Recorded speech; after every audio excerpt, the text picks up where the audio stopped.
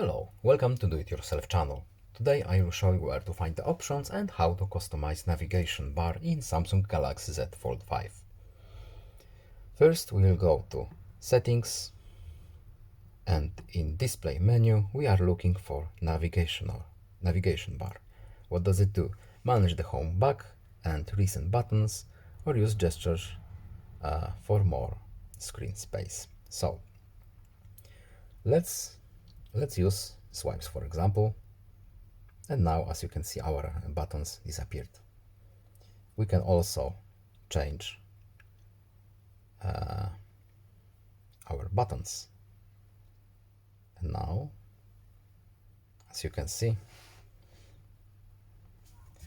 we can also change this option right here. As you can see, it can be very useful. I prefer to have this button on the right. I hope this video was helpful to you. Please leave a like and subscribe. Have a nice day and see you in the next video. Goodbye.